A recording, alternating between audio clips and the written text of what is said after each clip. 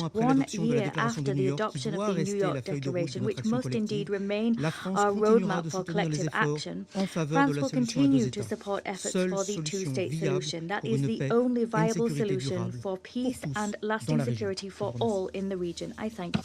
I thank the representative of France for the statement, and I now give the floor to the representative of Greece. Thank you, Madam President. Allow me to begin by thanking our briefers, Deputy Special Coordinator Mr. Ramiz Alakbarov, and UNICEF Deputy Executive Director Ms. Hannah Suleiman for their remarks.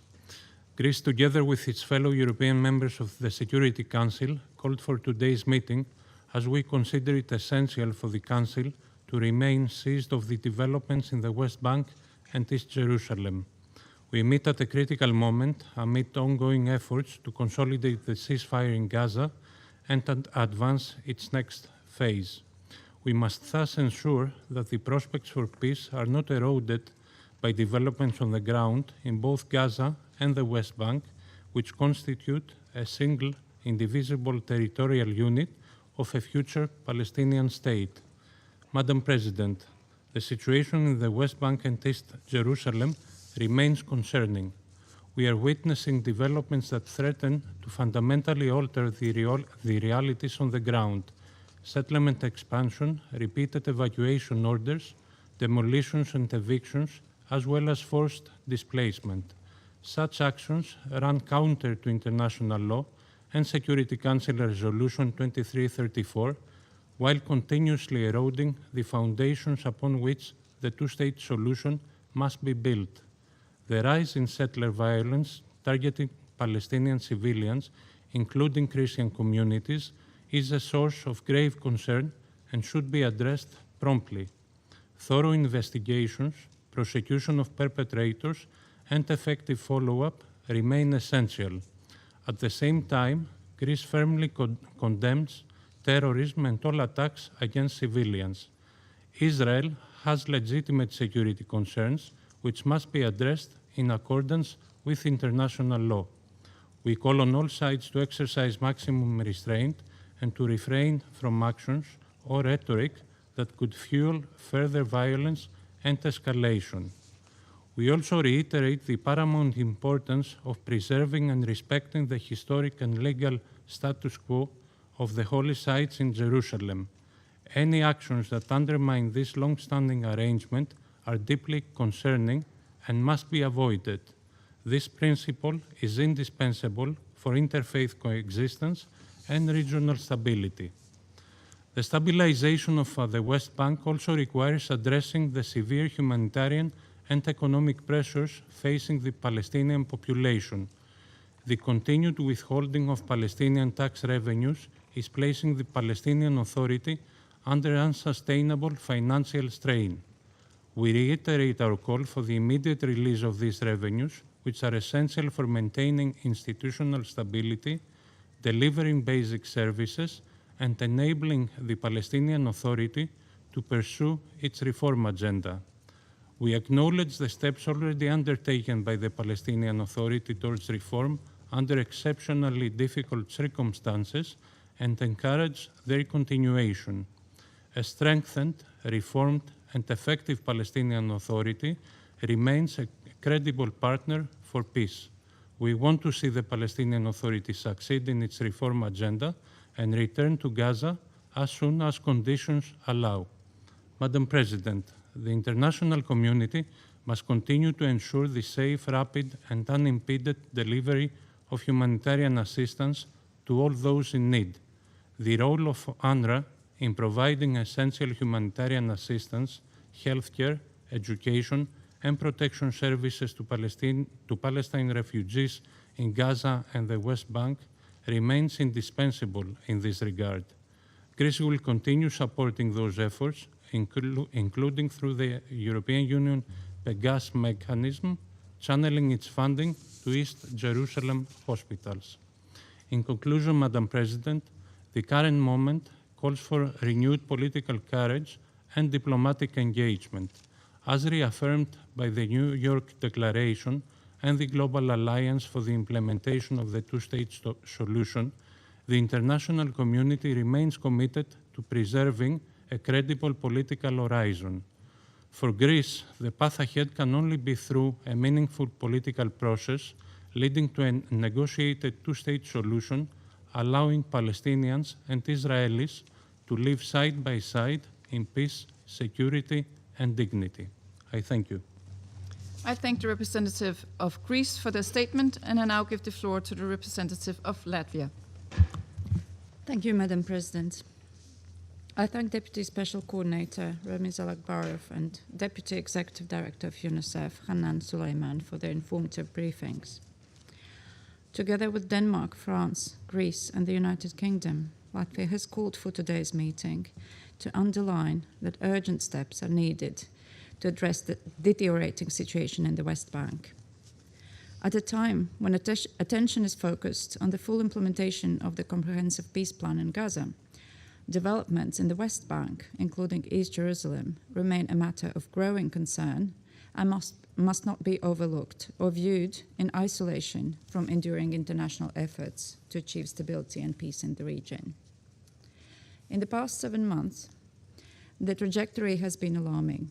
More than 1,380 settler attacks have been documented by the UN, affecting over 250 Palestinian communities across the West Bank. This year alone, 77 Palestinians have been killed by Israeli forces or settlers. It is particularly appalling that 1 in 5 Palestinians killed in these violent incidents was a child. 3 Israelis, including 2 members of the Israeli forces, have been killed by Palestinians in the West Bank during the same period. This violent environment fuels mutual hatred and leads to increasing security risks, both for Palestinians and Israelis.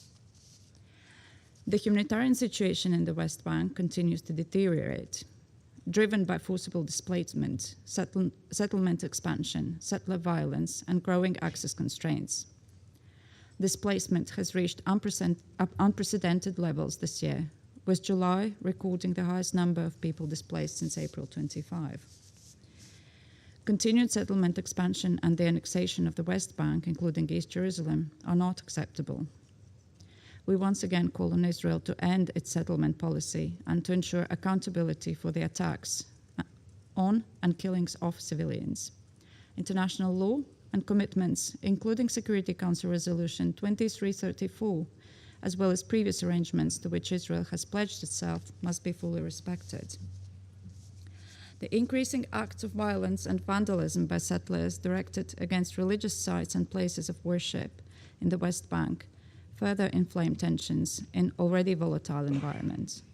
And we call on Israel to abide by the historic status quo arrangements governing the holy sites in Jerusalem and protect and ensure the safety of all religious communities.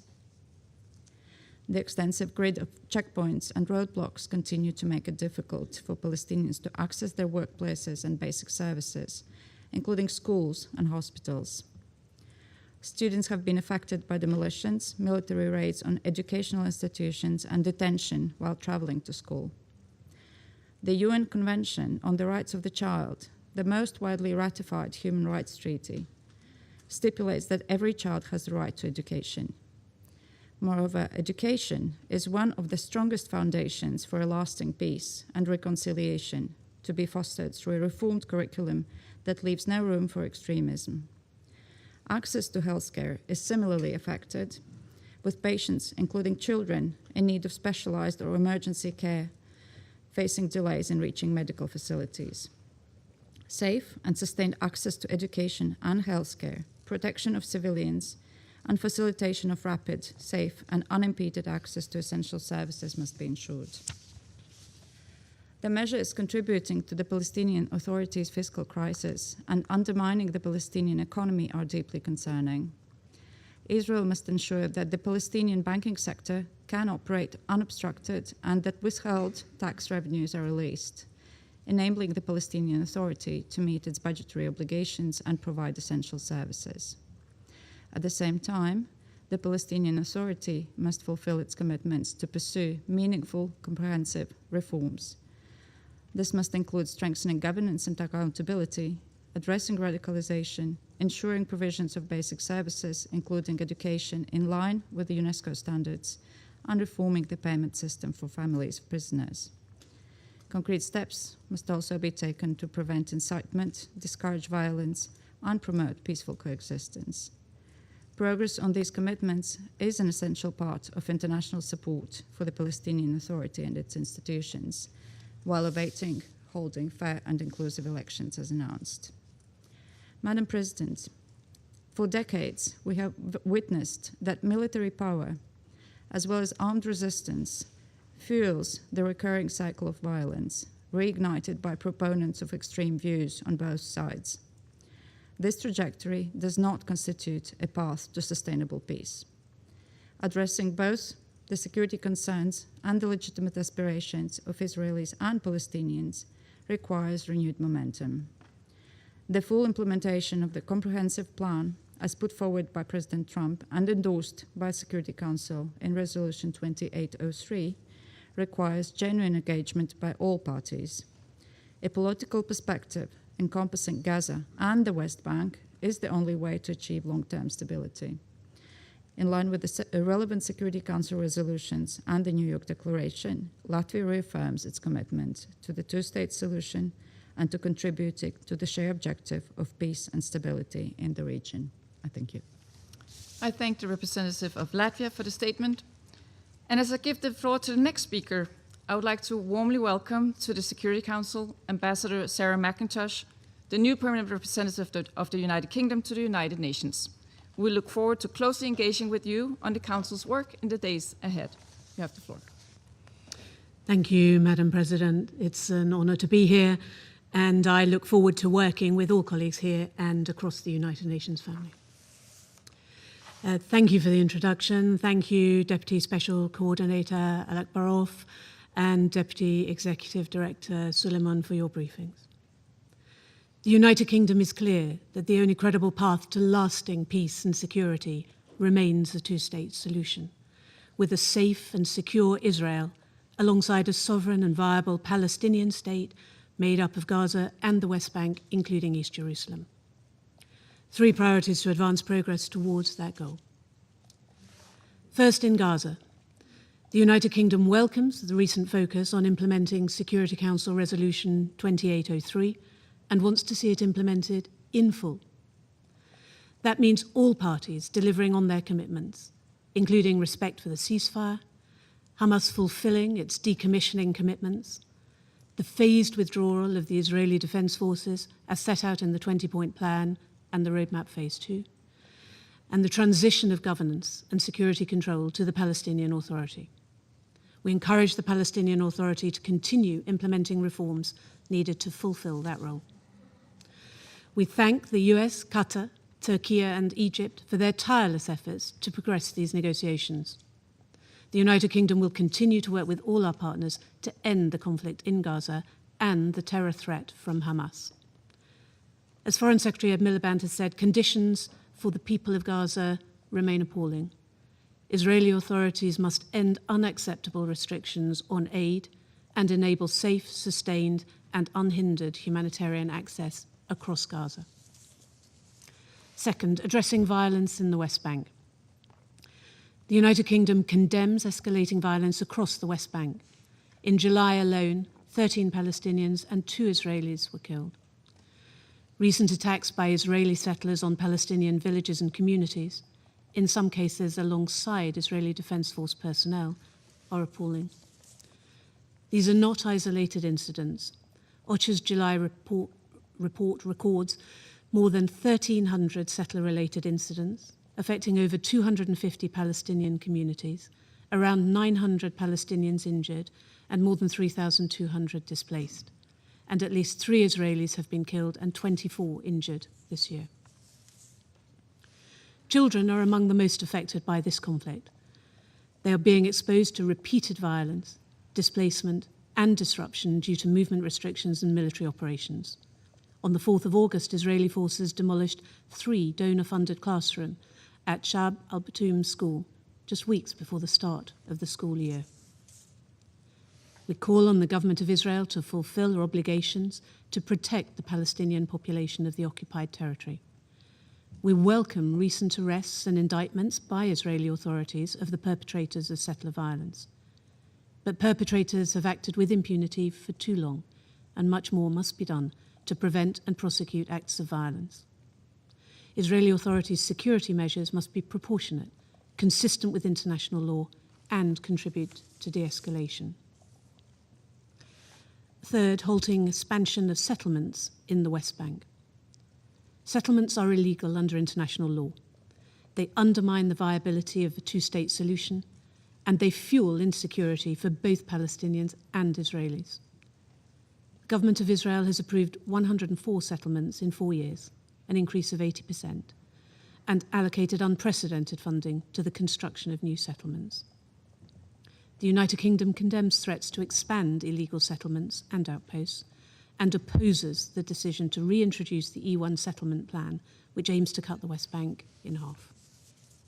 We're alarmed by recent mass incursions at the Haram al-Sharif Temple Mount. The status quo on Jerusalem's holy sites must be respected. Madam President, in the past weeks, we have seen renewed efforts to implement Resolution 2803, which offers the most viable pathway towards lasting peace. The deteriorating trajectory in the West Bank must not undermine that hard-won process. Thank you. I thank the representative of the United Kingdom, and I now give the floor to the representative of the Democratic Republic of the Congo. Madam President, the DRC thanks the Deputy Special Coordinator for the Middle East Peace Process, Mr. Ramiz Al-Akbarov, as well as the Deputy Executive Director of UNICEF, Ms. Hanan Suleiman, for their insightful briefings. Barely a month ago, on June 29th, a delegation had already expressed its concern regarding the persisting violence and tensions in the West Bank.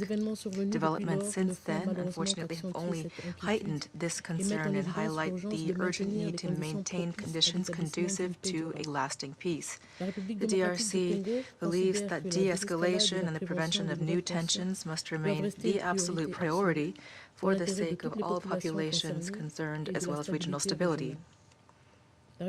My country has strongly condemned all violence against Palestinian civilians, as well as Israeli civilians, and all acts of terrorism, and call on all parties to demonstrate the restraint. My country has been attentively following the evolution of the situation, as well as the growing difficulties that face civilian populations, especially in the West Bank, including East Jerusalem. Displacement, restrictions on access, and disruptions of essential services continue to affect the most vulnerable communities.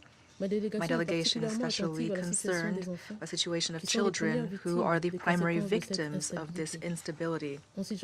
In the West Bank, disruptions of access to education, healthcare, and essential services further jeopardize children and the most vulnerable families. The DRC underscores the importance of maintaining, whenever possible, the continuity of these services and to guarantee that every child is able to grow, learn, and to develop in conditions that are decent and that foster a bright future. Here, the DRC would like to reaffirm the importance of the full implementation of Resolution 2334 of 2016 of the Security Council, as well as the respect for obligations under international law. We encourage all parties involved to avoid measures and actions that could further inflame tensions, compromise stability on the ground, or hamper progress toward a negotiated and lasting solution. We are troubled by the humanitarian situation, and we therefore call for continued efforts to guarantee safe, rapid, predictable, and coordinated humanitarian access for populations in need. In this regard, we commend the actions of the UN, as well as the humanitarian organizations that continue their mission under difficult circumstances. The DRC also encourages the strengthening of coordination between actors involved in order to facilitate aid delivery in line with legitimate security needs, protection of civilians, and international law. Special attention ought to be paid to protecting humanitarian workers, as well as the continuity of essential services, especially in the areas of healthcare, education, water, and sanitation. Madam President, the government of my country is convinced that the response to the current challenges must be part of a broader political perspective. The international community ought to continue to support efforts to create conditions for a lasting peace that is based upon dialogue, respect for international law, and due regard for the legitimate concerns, security concerns of all parties. The DRC also recognizes legitimate concerns with regard to security of Israel and underscores that these, as well as protection of civilians, ought to be taken into account while fully respecting international law. We therefore encourage all parties to exercise restraint, pursue dialogue, and abstain from any actions that could exacerbate the situation on the ground. Only a credible, negotiated political process that is based upon the relevant UN resolutions will bring about a just, comprehensive, and lasting peace that provides populations the security, dignity, and stability that they legitimately aspire to. Madam President, in closing, the DRC reaffirms its commitment to upholding international law, to protecting civilian populations, and to seeking a lasting political solution. We remain convinced that the path of dialogue, restraint, and cooperation ought to prevail over that of confrontation in order to maintain prospects for peace and stability in the region. The DRC calls upon the international community to continue its efforts steadily and with determination in order to pave the way for a lasting peace based upon coexistence, dignity, and security for all. Thank you. I thank the representative of the Democratic Republic of the Congo, and I give the floor to the representative of Liberia. Thank you. Thank you, Madam President. Liberia thanks the Deputy Special Coordinator for the Middle East Peace Process and the Deputy Executive Director of UNICEF for their qualified briefings.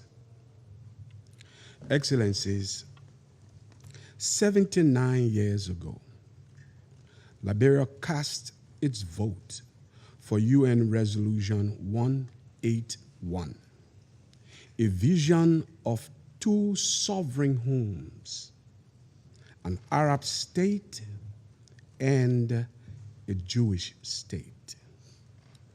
One was born, and Liberia was among the first to recognize it. The other has spent nearly 8 decades caught in the cruel physics of occupation, displacement, and unfulfilled promise. Liberia has never withdrawn that vote. Today, this council treats the two-state solution like a permanent destination we describe in briefings rather than a political decision we actually enforce. We deplore, we adjoin. And meanwhile, physical facts on the ground are set in concrete. The latest UN reports lay bare a rapidly deteriorating reality across the West Bank. Over 33,000 Palestinians remain forcibly displaced from Jenin, Tokam, and North Shams, their homes emptied, their right of return denied. Acceleration of the E1 settlement project and ongoing land grabs threaten to sever the West Bank in two, dealing an irreversible blow to any viable contiguous Palestinian future. These are not administrative adjustments. They are the systematic burial of peace. Yet, Liberia's clarity remains absolute on two non-negotiable principles. First, security is indivisible. No durable peace can ever take root while Israelis live under the terror of attacks. We condemn such violence unequivocally. Concurrently, we condemn with equal severity the unbearable suffering inflicted upon Palestinian civilians, where women and children bear the catastrophic brunt of a crisis not of their making. Hamas, an armed faction that holds a population's statehood hostage to its own survival, paradoxically undermines the very liberation and much-needed statehood it claims to pursue. The full implementation of Resolution 2803 and the decommissioning of non-state weapons are essential to establishing one legitimate government, one law, and one accountable security authority. The same is and must be true about ending settlement expansion and its associated violence in the West Bank. Second, human dignity cannot be conditional. The Secretary General's reports record a staggering scale of violence and violations against children across the region. No child should ever become collateral damage to the political failures of adults. Madam President, Liberia asks this council to measure our credibility on this issue against four tests: protection, return, accountability, and viability. If we fail these four tests, let us then drop the diplomatic pretense. We are not preserving a two-state solution. We are presiding over its slow motion disappearance. History will not ask whether this council issued enough press statements or debated the Middle East and Palestinian question time without number.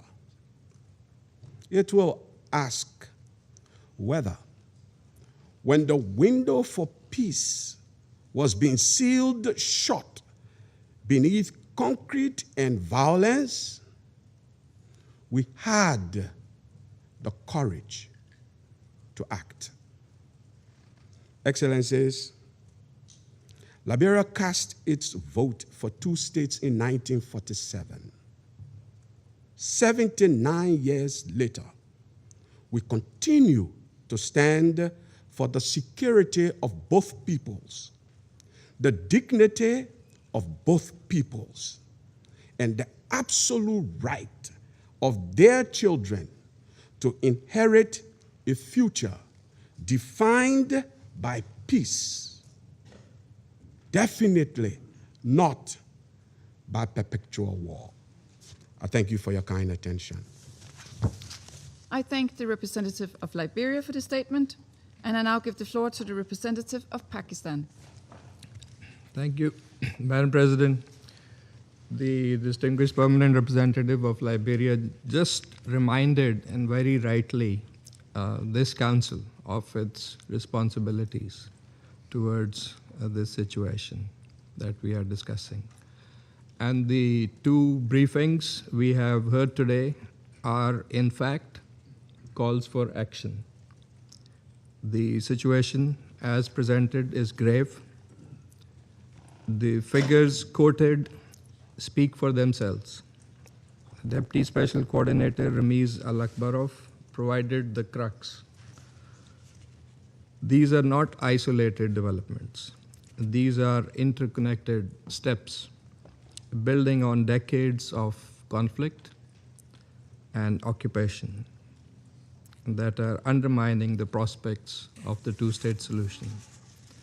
And Deputy Executive Director Hannah Suleiman informed us of the wide-ranging humanitarian consequences of what was happening in the West Bank, especially for children, and again rightly called for protection.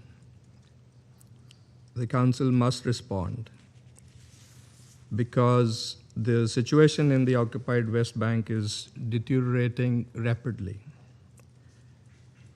What we are witnessing is a clear pattern of coordinated illegal measures designed to entrench the occupation, alter the demographic and territorial realities on ground, and undermine the prospects of a Palestinian state.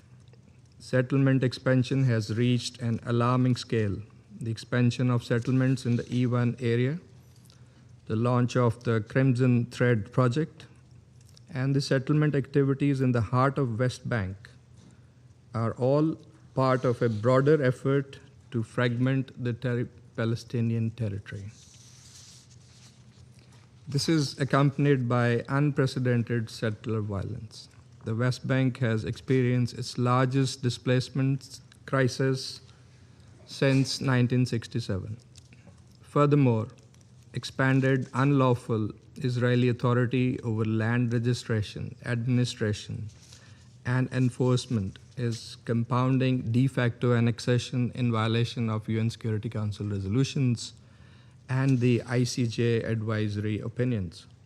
Alongside these measures, the continued withholding of Palestinian revenues is severely undermining Palestinian institutions. These revenues belong to the Palestinian people and must be released immediately and in full. We are equally alarmed by escalating provocations at the Al-Aqsa Mosque, Al-Haram Al-Sharif.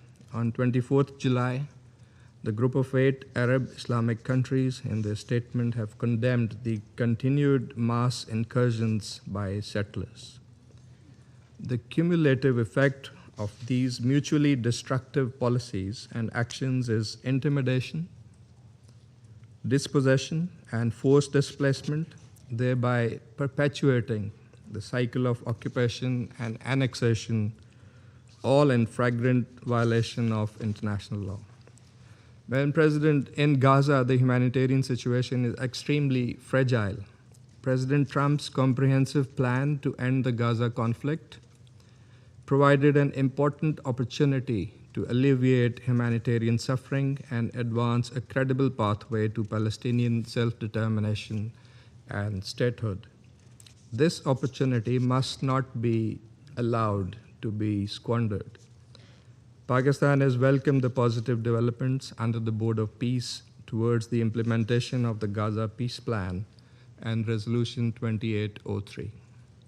We appreciate the mediators, including the US, Egypt, Qatar, and Turkey, for their sustained efforts. However, Israel's continuing military escalations and recent rejection of the roadmap risk undermining this diplomatic process and jeopardizing the prospects for peace.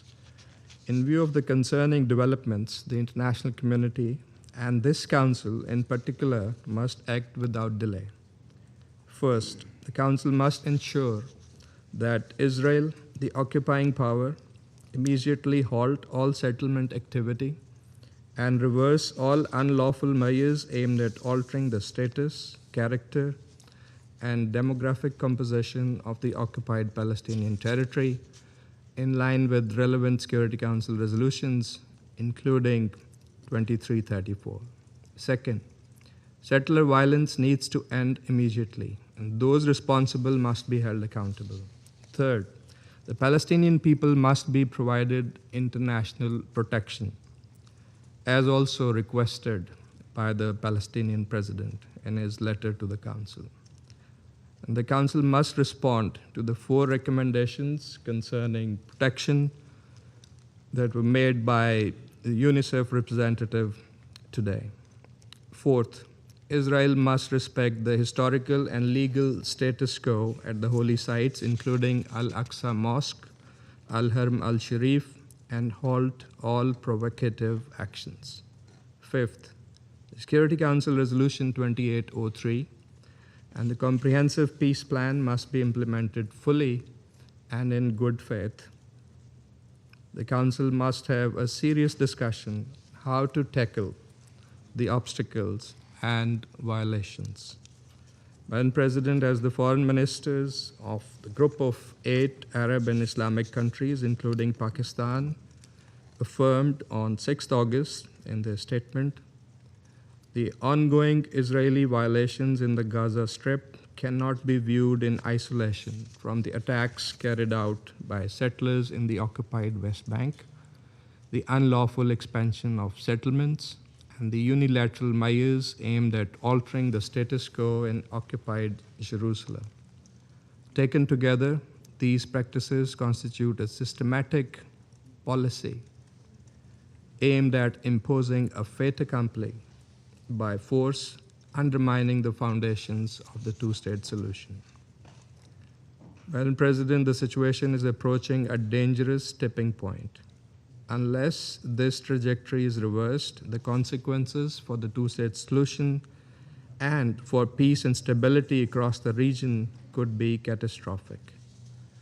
The path to peace is clear. It lies in ending the Israeli occupation and enabling the Palestinian people to exercise their inalienable right to self-determination through the establishment of an independent, sovereign, viable, and contiguous state of Palestine based on the pre-1967 borders with Al-Quds al-Sharif as its capital. It is the only credible foundation for a just, lasting, and comprehensive peace in the region. I thank you. I thank the representative of Pakistan for the statement, and I now give the floor to the representative of the Russian Federation. Madam President, Russia supported the convening of today's Security Council meeting with a goal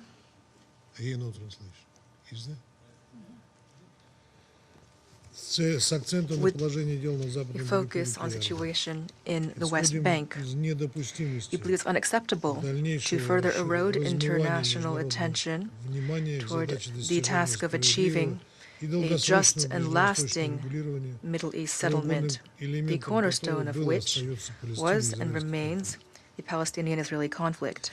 The confrontation, which decades later remains the key irritant in the region, perpetuating its general state of crisis and causing new flashpoints of tension to emerge in the broader Middle East region. We thank the Deputy Special Coordinator of the UN for the Middle East peace process, Ramiz Alakbarov, and the Deputy Executive Director of UNICEF, Hanan Suleiman, for their detailed briefings on the situation in the West Bank. We agree with the alarming assessments of these UN representatives. Essentially, the West Bank is approaching a point of no return with a risk of profound destabilization of the military political situation in the entire region. The reasons for this dangerous trend are well known. They lie in the creeping expansion of Israel in the OPT, the escalation of settlement activity, of settlement violence, and the unprecedented tightening of Israeli restrictions on the movement of Palestinian residents. Against the position of most of the international community, West Jerusalem continues its illegal policy of building new settlements. A few days ago, the government issued yet another tender for the construction of over 600 housing units in the province of Ramallah and Al-Bira. Settler violence has reached extreme levels, and it's carried out not only with impunity, but sometimes with the connivance of Israeli soldiers. In late July, early August, there was a wave of attacks carried out in a number of cities in which radicals burned mosques, ravaged homes and vehicles, and dozens of people were injured. According to openly available sources, this settler violence is reaching tragic new levels. Since the beginning of this year, over 11,000 attacks have been committed. Israeli civilians have killed over 20 West Bank civilians. In parallel, we're seeing intensifying IDF operations to clear West Bank towns and refugee camps. These armed raids are accompanied by arbitrary arrests of Palestinians and large-scale restrictions on their movement. Especially troubling is the fact that due to these measures, the largest Palestinian towns are blockaded, and even emergency medical services have been suspended. We call on Israel to refrain from any arbitrary measures, including settlement activity, that undermine the prospects for a two-state solution, as well as to take effective measures to curb settler violence and to immediately return to implementing relevant UNSC and GA resolutions. Madam President, of equal concern is the volatile situation in another part of the OPT, that is Gaza. The practical implementation of the American peace plan for Gaza has essentially stalled. Certainly, it's important to note that thanks to the efforts of mediators, large-scale bloodshed has ceased in the enclave. However, the ceasefire regime continues to be systematically violated, mainly by Israel. This is clearly demonstrated by the numbers of victims. In less than a year since the formal entry into effect of the ceasefire, Israelis have killed almost 1,300 Palestinians. Among them, according to UNICEF figures, there are almost 300 children. That means that over the past 300 days in Gaza, on average, one child has been killed per day by Israeli soldiers. Despite this tragic reality, here at the Security Council, a number of Western delegations have over the past few months placed the entire responsibility for the stagnation of the Gaza peace plan on Hamas alone. We all recall how during Security Council meetings, the leadership of Hamas were insistently called upon to immediately lay down their arms, not to hinder the work of the National Committee for the Administration of Gaza, and to accept the roadmap of the High Representative of the Board of Peace, Nikolai Mladenov.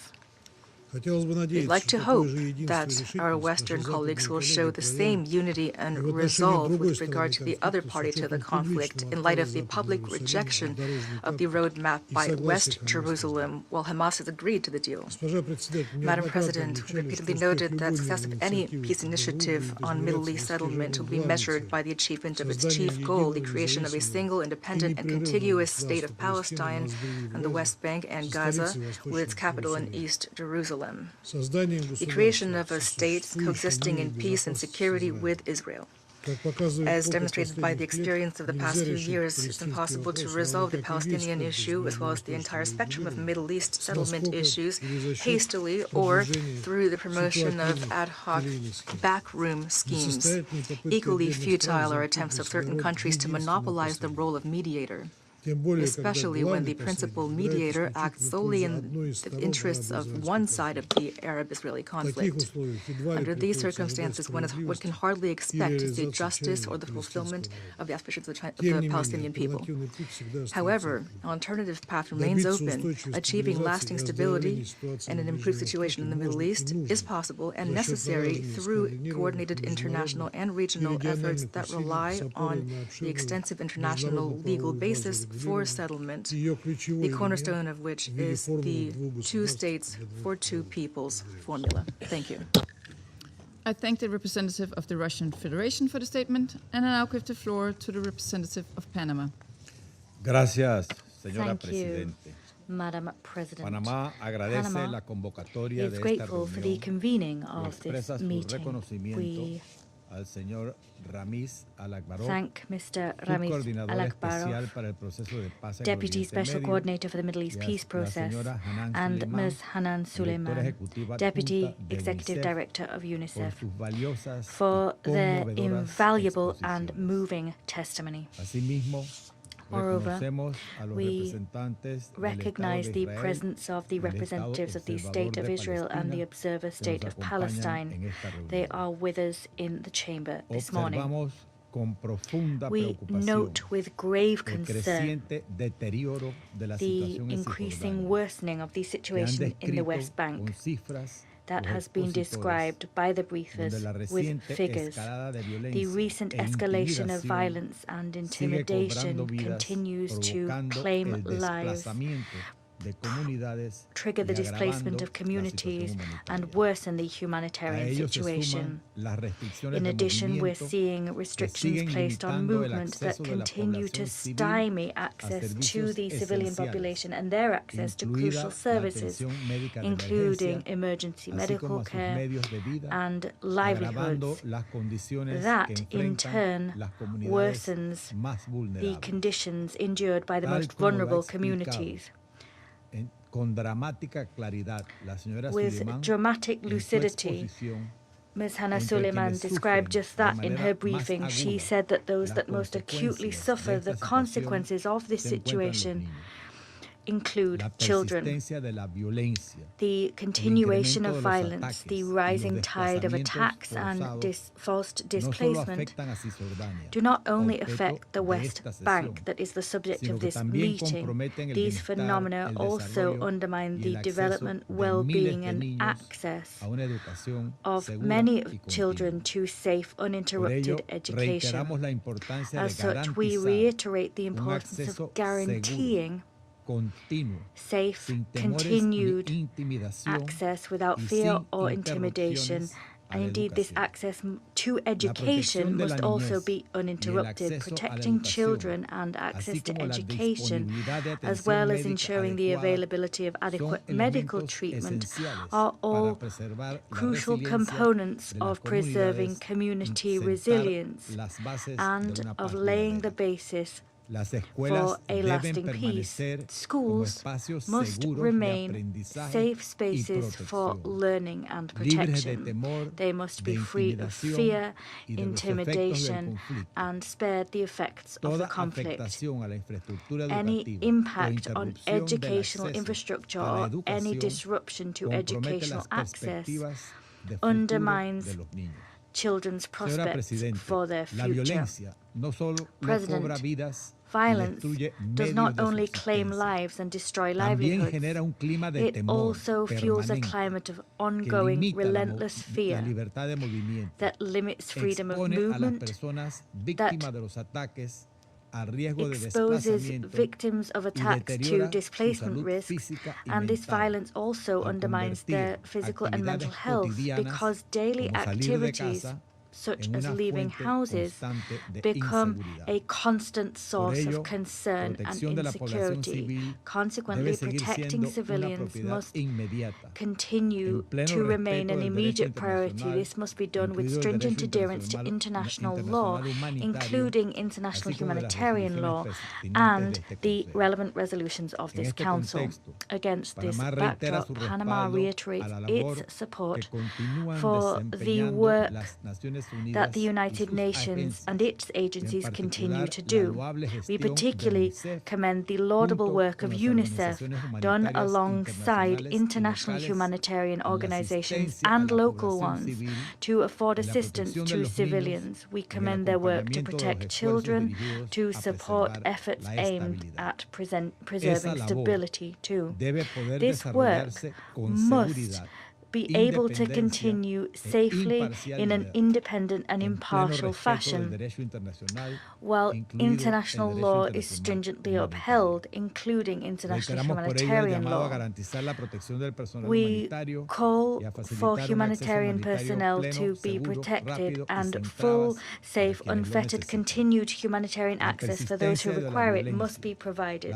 The continuation of violence, the lack of political progress, continued attacks and measures which fan the flames of tension continue to undermine the conditions necessary for the preservation of a credible peace.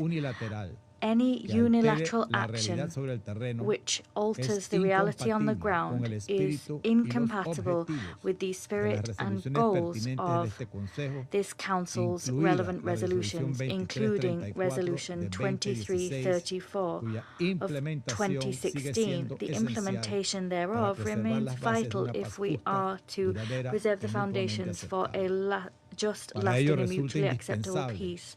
As such, it is vital that we see the resumption of a credible political process. We must bolster confidence and trust, champion a reformed Palestinian Authority able to discharge effectively its responsibilities, and we must avoid unilateral acts which continue to further dim the prospects for a negotiated solution in accordance with international law and the relevant resolutions of the United Nations. Thank you. I thank the representative of Panama for the statement, and I now give the floor to the representative of China. Thank you, President. First of all, China extends its deepest condolences to the victims of the massive earthquake in Colombia and expresses its sincere sympathies to the bereaved family and the injured.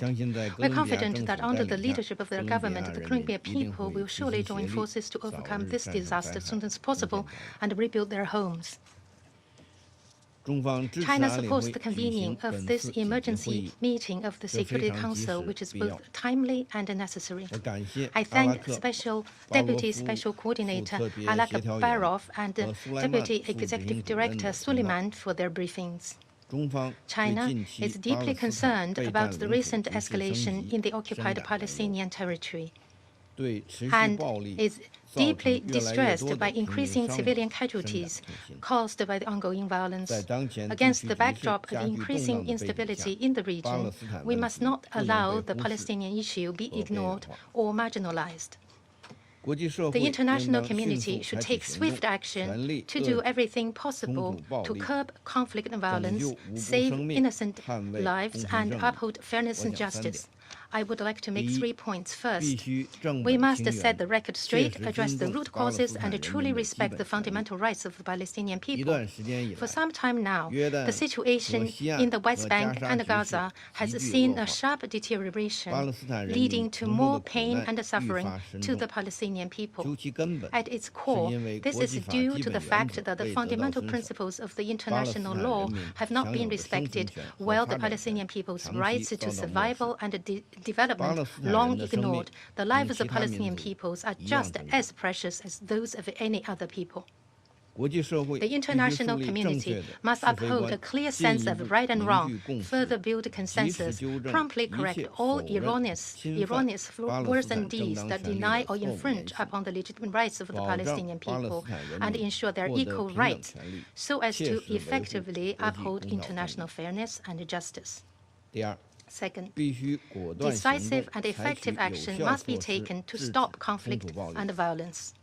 The situation in the West Bank has been escalating dangerously. The occupying power is pushing forward with settlement expansions, desecrating and vandalizing religious sites, blockading refugee camps, and carrying out mass arrests, while settler violence is intensifying. It is shocking that the training center of UNRWA has been forcibly stormed on 2 occasions. The protection of civilians is not an empty catchword, but an obligation under international law that the occupying power must fulfill. Israel must implement Security Council Resolution 2334, cease settlement activities, curb settler violence, and ensure strict accountability.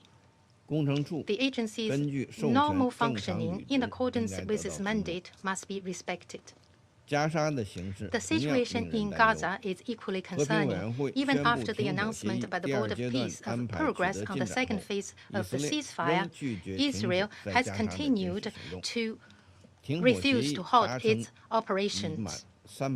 It has now been more than 300 days since the signing of the ceasefire agreement, yet a lasting ceasefire has yet to be achieved. The current situation is not due to a lack of ceasefire proposal, but a lack of a political will to implement one. China calls on Israel and all relevant parties to implement fully and in good faith the Gaza ceasefire agreement, and urges Israel to comply with international humanitarian law by lifting restrictions on the entry of humanitarian supplies. Countries that have significant influence over the parties should take concrete actions to de-escalate the situation. Third, we must stay the course and make every effort to revitalize the political prospect of the two-state solution. The two-state solution is the only viable path to resolving the Palestinian issue as recognized by the international community. Any hesitation, skepticism, or wavering is unacceptable. Both Gaza and the West Bank are integral parts of the state of Palestine. Israel must end its illegal occupation of the Palestinian territories as soon as possible and cease undermining the governance structures of the Palestinian National Authority. The international community should fully respect the will of the Palestinian people, advance post-war reconstruction in Gaza in accordance with the principle of Palestinians governing Palestine, return to the correct path of the two-state solution, and realize the early establishment of an independent Palestinian state. Only in this way can peaceful coexistence between Palestine and Israel be achieved, and lasting peace and stability in the Middle East be secured. Madam President, on the question of Palestine, China has always been on the side of peace, justice, and conscience.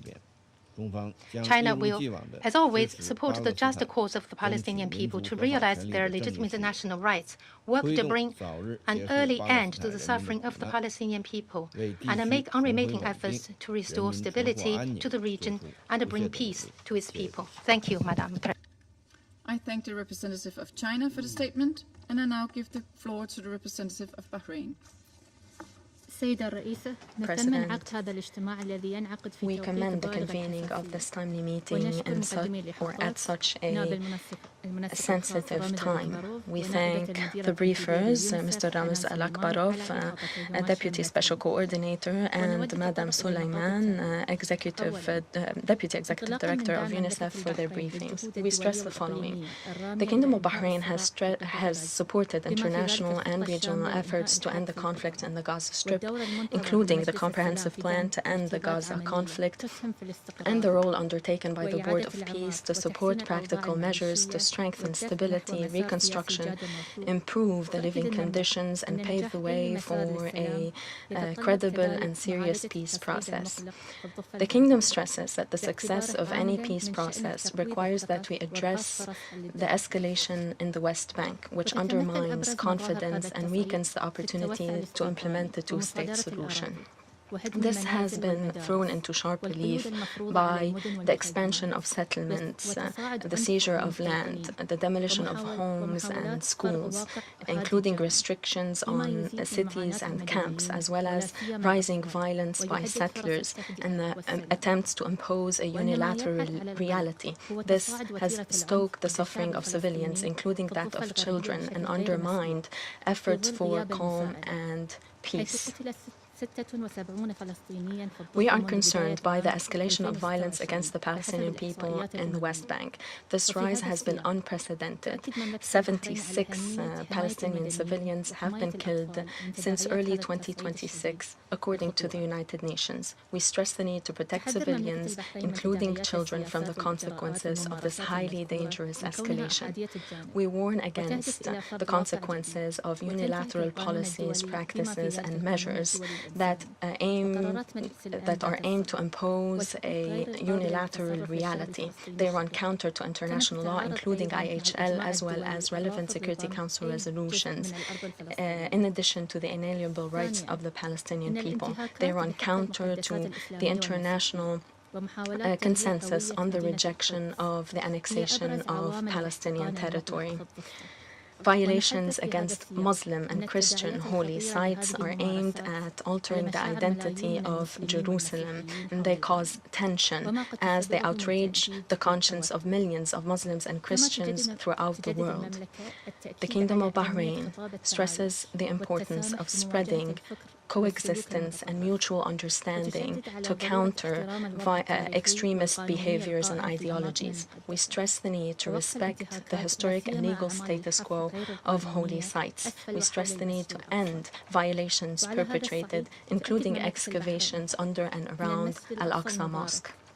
We underline that the Holy Aqsa Mosque and Al-Quds al-Sharif in their entirety constitute a holy site for Muslims.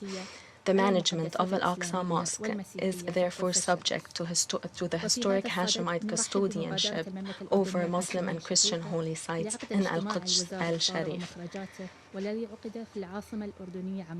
In this regard, we commend the meeting held in Amman on the 5th of August. In conclusion, the Kingdom of Bahrain stresses that East Jerusalem is an integral part of Palestine, which encompasses the West Bank and Gaza. It is the capital of the State of Palestine that must be established along the 4th of June 1967 borders, a state that lives side by side in peace and security with Israel to pave the way for the two-state solution and ensure regional integration to foster stability, security, and prosperity for all peoples of the region. I thank you. the representative of Bahrain for the statement, and I now give the floor to the representative of Somalia. Madam President, allow me to begin by thanking Deputy Special Coordinator Al-Akbarov and UNICEF Deputy Executive Director Suleiman for their updates and for the UN's continued work in the occupied Palestinian territory. Somalia remains deeply troubled by the recent surge in violence across the occupied West Bank, including East Jerusalem. The past weeks have seen more civilian deaths, injuries, displacement, and destruction, worsening an already dire humanitarian and security situation. We unequivocally condemn the growing violence and terrorism from Israeli settlers against Palestinian communities, often in a context where Palestinians are left unprotected. These attacks on civilians are not isolated incidents. They are happening in a wider context of long-standing occupation, illegal settlement expansion, demolitions, evictions, military operations, movement restrictions, land seizures, and ongoing settler violence. Together, these factors are eroding the foundation of Palestinian life in the West Bank. Since January 2025, over 33,000 Palestinians have been forcibly displaced by Israeli military operations in Jenin, Tulkarm, and Nur Shams camps, which is the largest displacement since 1967. Many more lives remain at imminent risk. Settler violence is a major driver of this crisis, with more than 1,800 attacks in 2025 alone, affecting some 280 Palestinian communities. This pattern must be reversed.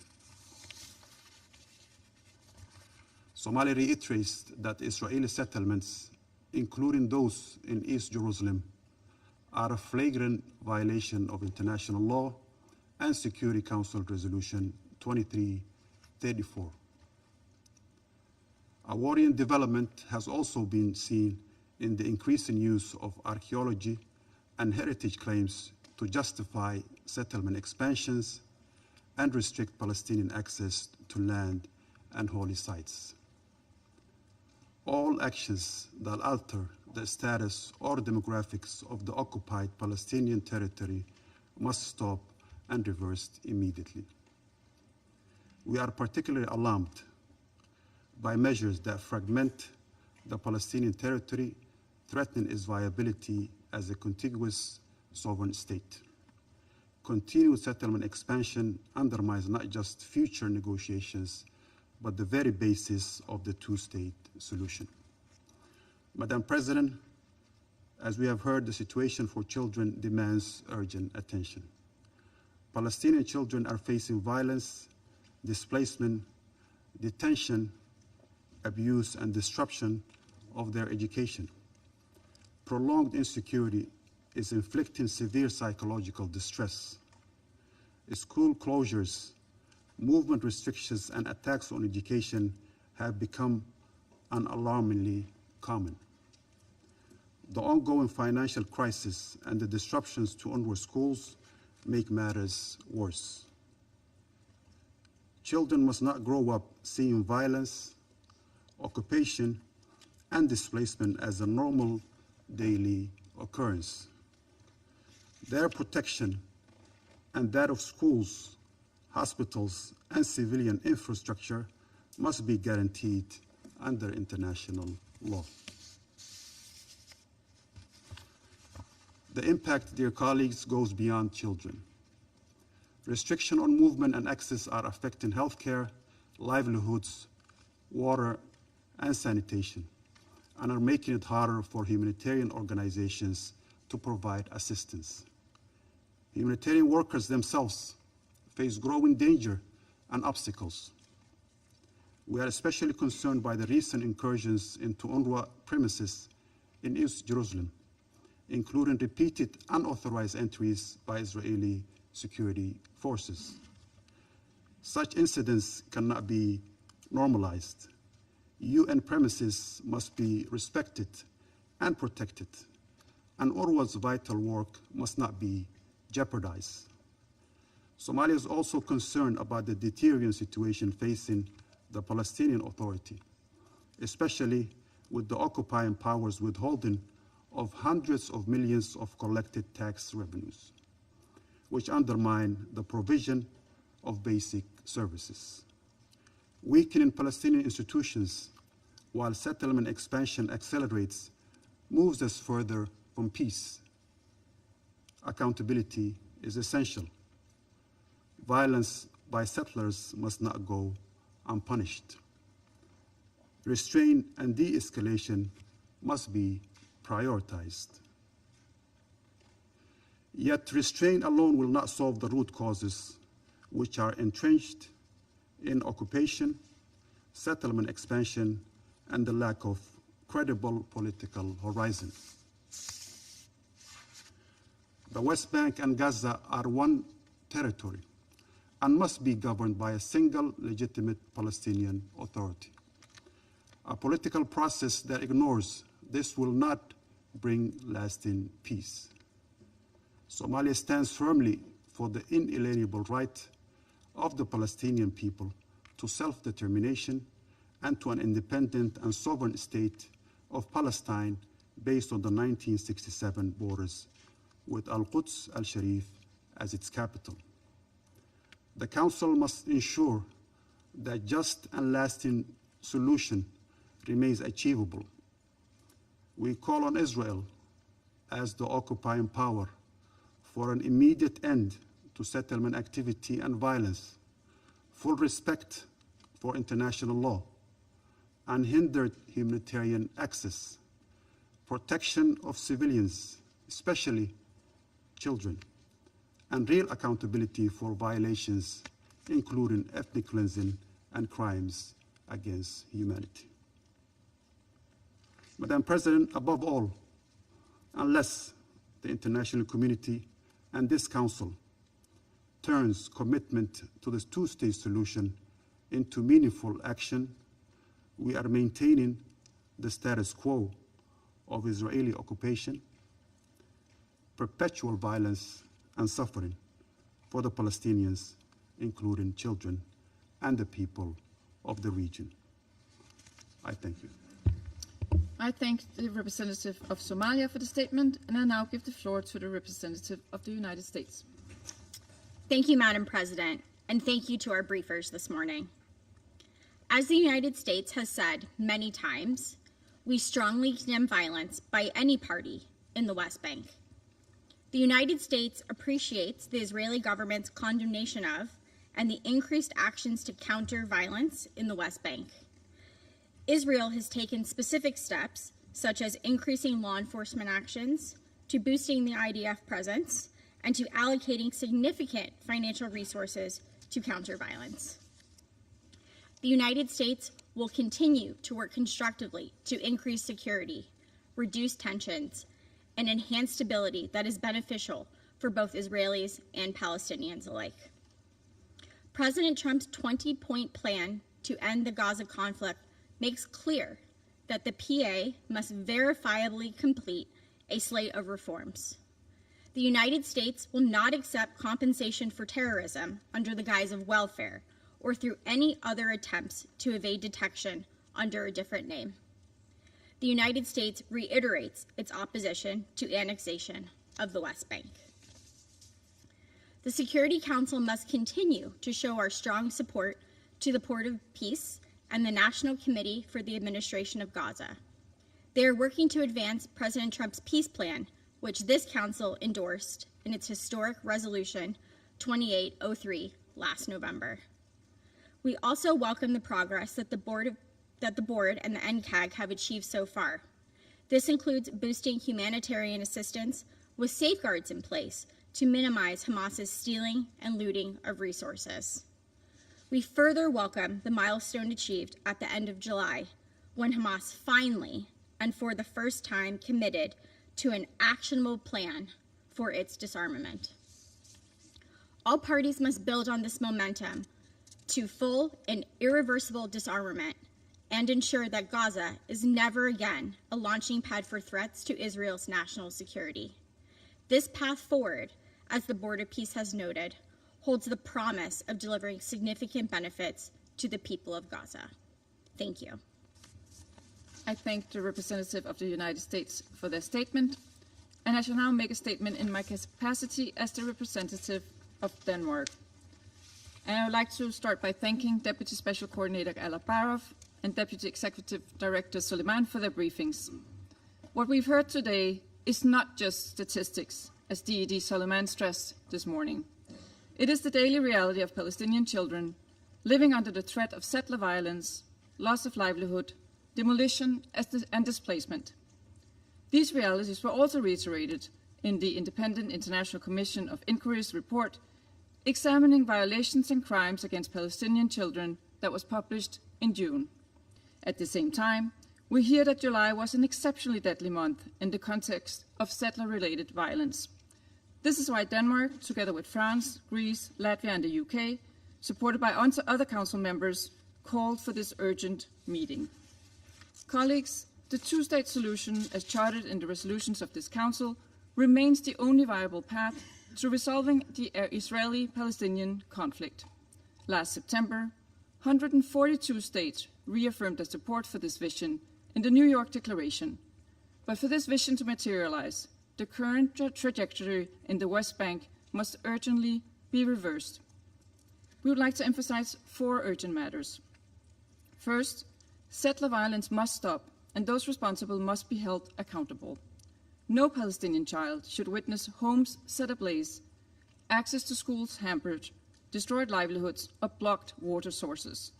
We urge the Israeli authorities to take immediate measures to prevent violence, protect civilians, and ensure accountability. The European Union has recently put more extremist Israeli settlers and organizations responsible for serious and systematic human rights abuses against Palestinians under sanctions. Second, the expansion of illegal settlements must end immediately. We remain deeply concerned by the potential issuing of tenders for the E1 settlement, which threatens to separate East Jerusalem from the rest of the West Bank and divide the West Bank in two. We urge businesses to be aware of the potential legal, financial, and reputational risks associated with bidding for these contracts. We once again stress that Security Council Resolution 2334 must be fully implemented. Third, Palestinian children deserve to grow up under a functioning, effective, and reformed Palestinian Authority able to pay salaries and provide essential services. We therefore reiterate our call for Israel to release withheld tax revenues and for the PA to continue its important work on necessary reforms, including on democracy and good governance. Finally, the developments in the West Bank cannot be separated from what happens in Gaza. The stability of both Gaza and the West Bank is critical to any lasting peace, including to Israel's long-term security. It is in the interest for both Palestinians and Israelis to transition Gaza from war to peace. We took note of the recent news of progress towards an agreement on the disarmament of Hamas and urge all parties to reach a full agreement on this decisive issue. And we continue to call on all parties to fully respect the ceasefire, on Hamas to disarm, and on Israel to ensure the phased withdrawal of the IDF in line with Resolution 2803, as well as to ensure unhindered humanitarian aid. A lasting ceasefire will lay the groundwork for early recovery and reconstruction. In this regard, we welcome that the EU has launched the Team Gaza initiative, which Denmark is a part of. This initiative will contribute to the much-needed early recovery efforts in Gaza, including crucial areas of water infrastructure, removal of rubble, and waste. Colleagues, developments in the West Bank threaten the vision of a two-state solution that we, as international community, have elaborated in so many resolutions and declarations over the past decades. The longer we wait, the less realistic that vision becomes. This Council must stay loyal to its decisions and ensure the implementation of a two-state solution, reuniting Gaza and the West Bank, including East Jerusalem, under a reformed Palestinian leadership along the 1967 borders. Two states where Israelis and Palestinians can live side by side in peace and security. And I now resume my function as President of the Council. I now give the floor to the Permanent Observer of the Observer State of Palestine. Madam President, allow me at the outset to express our appreciation to you for convening this urgent briefing upon the request of Denmark, Greece, France, Latvia, United Kingdom, supported by Bahrain, China, Russia, and Pakistan, to address the critical situation and ongoing escalation by Israeli occupation forces and settlers in the West Bank.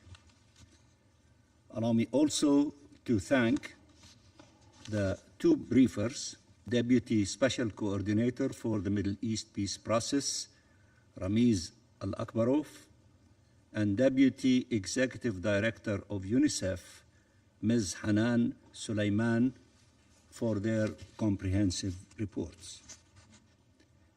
And let me also add, I listened very closely to the very clear, principled, powerful statements from all of you with regard to the violations committed by the Israeli occupying forces and the settlers against the Palestinian people, especially children, and we appreciate this very strong sentiment.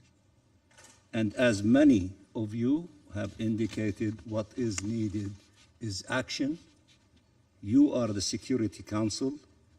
You have responsibilities to act and to enforce international law and your will and resolutions, and not a single party to continue disrespecting all of us, not listening to any one of us, to be held accountable and to be brought to the position that the Charter of the United Nations expect as an obligation from each member of this esteemed organization, the United Nations.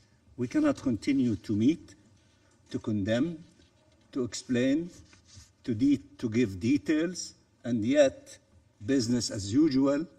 Somebody takes note, ignores all of us, does not respect its obligation as a member of this organization, and we do not act. We can act, we should act. We are formed as a Security Council to make sure that the international peace and security of the world is maintained, and if any one party, a state, does not meet its obligation in this regard, to be held accountable, and you have tools available to you to act. Madam President, Israel's objective remains the same: seizing maximum Palestinian land with minimum Palestinians. All its policies can be traced back to this singular objective pursued through military assault, settlers' violence, home demolitions, discriminatory laws, and annexation measures. The tools and the excuses may vary, but the pattern is always the same: uprooting Palestinians from their land or denying them the right to build on it, to grab it. To the Palestinian state recognized by nearly 160 states. We exist as a state. Look, I sit behind the plaque that says State of Palestine. We have 160 countries that recognize the State of Palestine, including the great majority of the members of this Security Council. The reality is that one state is illegally occupying the land of the other state. So therefore, we need the international community, the Security Council, to help the State of Palestine that lives under ruthless occupation, illegal occupation, using the words of the International Court of Justice, to help us to end this illegal occupation, as the International Court of Justice said, as rapidly as possible. Of course, we appreciate all efforts to make this occupation less vicious, if there is such thing as that, in the process and in the way and the path of ending this illegal occupation. That is the main objective: ending this illegal occupation, not to make it a nicer occupation. And many of you have exercised that during the time of putting an end to colonial occupation and control in the past. So I don't need to explain to you what you were struggling for in order to attain your freedom and liberation. We are the last kid around the block. We need to end this evil system imposed on us, oppressing us, stealing our resources, killing our children, doing all the evil things that the UN reports describe, all of the agencies of the United Nations describe, and other NGOs, organizations describe as well. So it needs to end. And all people who respect and honor international law and their obligations as members of the United Nations and the principles enshrined in the Charter of the UN is to help us to put an end to this tragedy. We, the Palestinian people, are doing our role. We are staying in our land. We lost thousands, tens of thousands, hundreds of thousands killed and injured during the last 3 years alone. And we are doing our job in order to attain freedom and independence of our state. We need the help of those who believe in the same principles that we are committed to. And we appreciate the fact that some of you took some measures. But there is more that needs to be done, because this ruthless occupation, illegal occupation, is refusing to abide by everything that you describe, by all the reports that describe, by the articulation of the International Court of Justice. Then what should we do? Just keep urging them, keep appealing them, or resort to measures and use tools available to us? Some of you are doing it in their national capacity. We appreciate that. But there is more that needs to be done so that this illegal occupation cannot feel that will make all of us come to the conclusion that we are wrong and this illegal occupation is right. The Palestinian people are telling you, by paying heavy price, we will never surrender. We fight for our legitimate rights, including our right to self-determination, the independence of our state, and the right of the refugees. We are doing that, and we are not reinventing the wheel. All of you who faced similar situation, you struggled for your rights. but also all of you received support from the international community, and we expect support from you. It has, to the Palestinian state recognized by nearly 160 states around the world, Israel opposes the settler state, armed and unhinged, with its full support and complicity. It has created an enabling environment for violence by its soldiers and its settlers, guaranteed to them effective impunity, unleashed them against Palestinian communities, refugee camps, and villages to torment and terrorize the Palestinian population. Many of you gave details about these things. For years now, we have called for international protection. Many of you referred to that need. International protection in accordance with the resolutions of this very council, for deterrence, for real accountability, for practical measures to counter these policies on the ground, not only condemn them in international fora. And while countries are taking measures, as I said, they are no match to the Israeli grave breaches, nor are they dissuasive in nature. Only when it is too late will the world again realize that the cost of inaction far exceeds the burden of resolute action. In the West Bank, this attack against the Palestinian people includes an attack against the Palestinian Authority, whose role is essential in preserving Palestinian presence in the land. Through the theft of our financial resources, which many of you refer to the attack against our institutions, which many of you refer to, Israel is seeking the collapse of the PA in the hope that this would precipitate the transfer of Palestinians outside of Palestine, displacement. Madam President, throughout the occupied Palestinian territory, annexation is underway. It's not an idea. It's underway. Brutally and relentlessly. Palestinians have now been confined to 30% of the Gaza Strip, 40% of the West Bank, and 13% of East Jerusalem.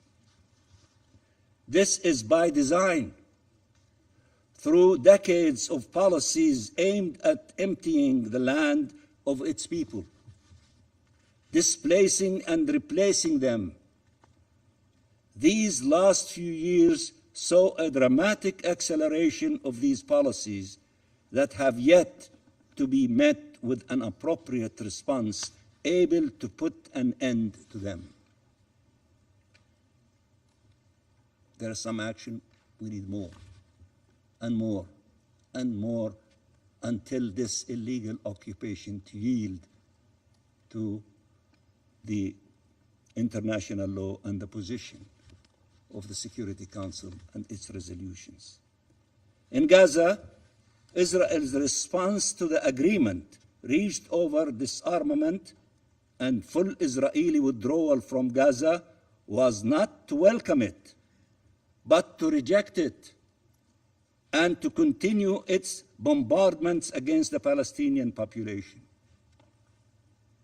The Comprehensive Peace Plan and the New York Declaration rely on key principles: no occupation, no annexation, and no displacement. This is what the two plans have in common.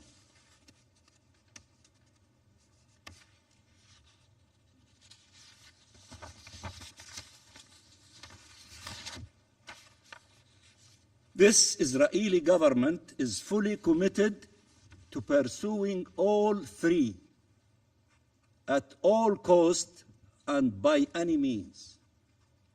We all say no annexation, no occupation, no displacement. they are not only saying, they're working day and night by all means, yes to annexation, yes to occupation, and yes to displacement. The plan builds towards reunification of the West Bank and the Gaza Strip, as many of you have indicated, under the Palestinian Authority, Palestinian self-determination, and independent statehood. The Israeli government is fully committed at preventing them at all costs and by any means, and they don't hide it. They announce it every day. While Palestine and the Arab and Muslim countries are doing their utmost, and a number of these examples and statements that were released recently were referred to, are doing their utmost to ensure the implementation of the plan, Israel keeps undermining it, whether for electoral purposes or territorial objectives. This constant undermining of international efforts has to stop. Lives are at stake, and they cannot be subject to electoral calculations or radical ideologies. The future of the region is at stake, and it cannot be left to be decided by colonial appetite or hegemonic aspirations. We have a common vision and a common plan, and cannot allow any spoiler to derail them. They must be implemented. All of us are saying we want to implement the 20-point plan of President Trump, reflected in resolution of the Security Council 2803 and the New York Declaration. All of it, the plan, the 20 points, not a la carte menu. You select from it what you like and you discard the rest. No, from point 1 to point 20 and the New York Declaration. The international will cannot bow before the colonial whims of the Israeli government. Madam President, elections are to take place in Israel and Palestine in the coming weeks. The world should send an unequivocal signal that it has charted a path for Palestinian freedom, self-determination, and independent statehood that leads to two states, Palestine and Israel, living side by side in peace and security, and to a region of sovereign states that together can foster a future of shared peace, security, and prosperity. The other path leads to a very different outcome, one this region has visited time and time again, one of occupation, wars, loss, and bloodshed. How much more bloodshed from our children and our women and the vulnerable and all the Palestinians we need to put at the altar for this illegal, vicious occupation to leave us alone and to allow the international community to prevail and succeed in supporting the Palestinian people in their quest for freedom, dignity, and independence. Show our people that there is a peaceful path that leads to freedom, dignity, and security. I appeal to you, the Security Council, show our people that there is a peaceful path that leads to freedom, dignity, and security. And demonstrate to the Israeli people that this path of colonizing Palestinian land and controlling and destroying Palestinian lives is not the path that leads to security, peace, and acceptance. It is time for our region to unleash its true potential, one that can only be achieved through a free Palestine, respect for the rights and safety of all peoples, and the sovereignty of all states. Thank you very much, Madam President. I thank the permanent observer of the Observer State of Palestine for the statement, and I now give the floor to the representative of Israel. Thank you, Madam President. First, I would like to convey our thoughts and prayers to the people of Colombia following the devastating earthquake. Madam President, as we gather to discuss the escalation in Judea and Samaria, let me set the record straight. Israel condemns all violence against Israelis and Palestinians. Israel does not tolerate extremism. We confront it, but we do not ignore the reality on the ground. While Israeli extremist attacks are declining, Palestinian terrorist attacks are rising, making up the majority of attacks in Judea and Samaria. This May, there were 348 Palestinian terrorist attacks only in Judea and Samaria, 8 pipe bomb attacks, 282 stone-throwing incidents, 32 firebomb attacks, 24 arson incidents, and 2 serious car ramming attacks. That is up from 325 attacks in the month of April. According to the Israeli security forces, another 408 terrorist attacks were stopped before they could happen. How many of you have condemned these terrorist attacks against the Jews? None of these attacks were mentioned by the briefers, and none of these attacks were mentioned by many of you. This is the bias we are confronting today. This council is focusing on one side of the violence while ignoring the other. Madam President, Israel is combating extremist violence in all its forms. When it comes to Israeli extremism, we are expanding our presence on the ground in Judea and Samaria. Israel's comprehensive framework has led to increased enforcement against Jewish extremism.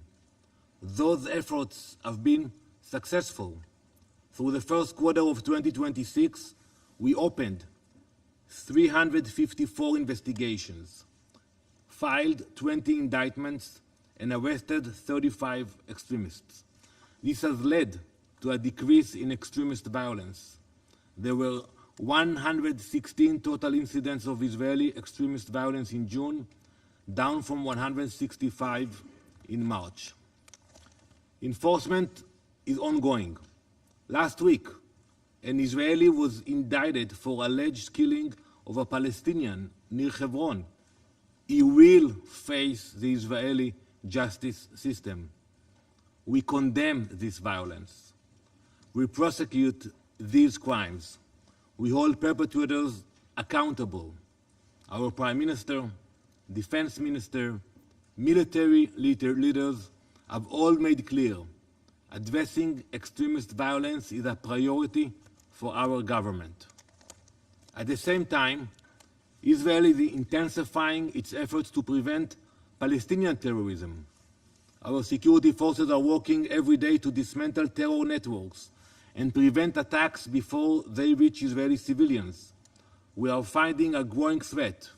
Iranian weapons, funding, and training are flowing into Judea and Samaria, alongside efforts by Hamas to establish new terrorist infrastructure. Madam President, the Palestinian Authority is supposed to help us to mitigate this problem, to fight terrorism, but instead they continue to fall short of that responsibility. Even after presidential decree for Mahmoud Abbas, the US State Department informed Congress that the PA continued pay for slay. Through 2025, they distributed about $200 million to terrorists and their families. We still see incitement to violence promoted in their communities. This doesn't stabilize the region, it fuels the violence. Madam President, this terrorism does not just threaten communities in Judea and Samaria. You know the proximity. It's being exported throughout the state of Israel. The danger is present, the violence is endless, and the victims are real. A few months ago, a Palestinian terrorist infiltrated Israel from the village of Kabatia. It's a village near Jenin in the northern Samaria. He drove from Kabatia to Bet Sha'an, an Israeli city 25 miles away. He rammed his car into Shimshon Mordechai, who was killed standing on the side of the road. Then he hit and injured a 16-year-old boy in a nearby town. The terrorist kept driving to the entrance of a kibbutz, and Harod, where he rammed into Aviv Maor. She was waiting for her parents to pick her up from the bus stop. After he rammed into her, he stabbed her until she died. Aviv was only 18. She loved nature and animals. She was passionate about horseback riding and photography. That was not it. He continued driving. He kept going. He found one more victim at the entrance to the city of Afula. When the terrorist couldn't run the man down in his car, he smashed his head with a rock. A 50-minute rampage of terror until he was neutralized. Let me ask this council, why wasn't there a special session after that incident? What about the shootings at bus stops in Jerusalem and other events? Madam President, this reality reflects a double standard that we must address today. When speaker after speaker refers to settler violence, it is an insult to thousands of years of continuous Jewish history in the land of Israel. Jews have never been and will never be settlers in Judea and Samaria. The vast majority of residents in Judea and Samaria are law-abiding citizens. Those committing violence are a tiny fraction of the people living there. They do not represent the broader community. That is why when you actually use the term settler violence, it's a provocation. Why? Because first, it denies our connection to the land of Israel. It distracts from constant terrorist attacks against Israelis, and it collectively labels entire innocent communities for the crimes of the marginal extremist minority. When Israelis are involved, some of you uses a collective label. You call it settler violence. See how many times you used it today. But when Palestinian radicals carry out attacks, you refer only to the ones responsible. And that is the standard for all extremist violence around the world. You know, look at your countries. Take a look at the UK. A few months ago, a radical Islamist stabbed 2 Jews in Golders Green, the Jewish neighborhood in the heart of London. Did you use the attack to label nearly 4 million British Muslims as a threat? Did you describe it as evidence of Muslim violence throughout Britain? Of course not, because you understand the difference between extremists and an entire population. That is not justice, that is prejudice. Yet that is exactly the standard being applied to the Jewish communities in Judea and Samaria today. 500,000 Jews. So when you say settler violence, what do you mean? That 500,000 Jews are terrorists? Support terrorism?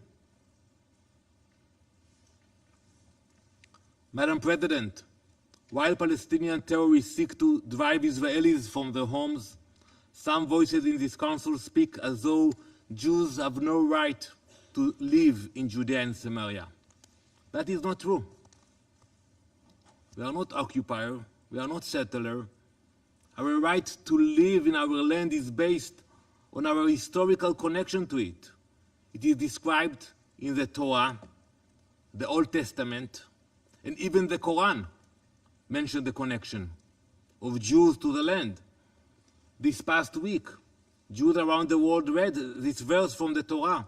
I will read it first in Hebrew. כי אתם עוברים את הירדן לבוא לרשת את הארץ אשר אדוני אלוהיכם נותן לכם, וירשתם אותה וישבתם בה. And in English, you are crossing the Jordan River to inherit the land which God is giving you. You will inherit it and dwell in it. Judea and Samaria is where our story in the land of Israel began. It is where it will continue. There has been a continuous Jewish presence in this land for thousands of years.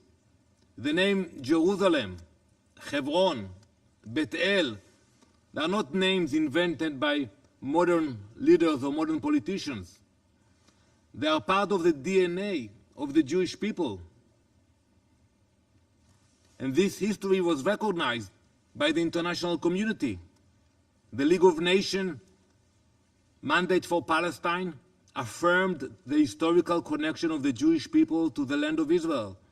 It called for the founding of a Jewish national home there. The international legal framework established after World War I confirmed that historical connection. That framework included Judea and Samaria. Our history is not a political slogan. It is part of our historical and international record. Madam President, I could lecture for hours about our biblical rights, our historical rights, our legal rights to Judea and Samaria.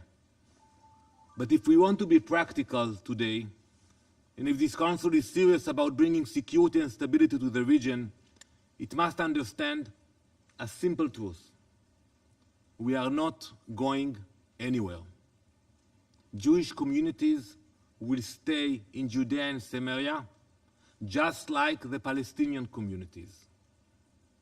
Over 500,000 Jews live in 4 large cities and over 200 communities in Judea and Samaria, alongside over 2 million Palestinians. The Jewish communities are not temporary outposts. They are not obstacle to peace. They are permanent neighborhoods, cities, home, families. Today, this Council has a choice. It can either repeat rhetoric that fuels the conflict, or it can support real efforts to find a way to live in peace, in stability, and security. Thank you, Madam President. I thank the representative of Israel for the statement. There are no more names inscribed on the list of speakers. The meeting is adjourned.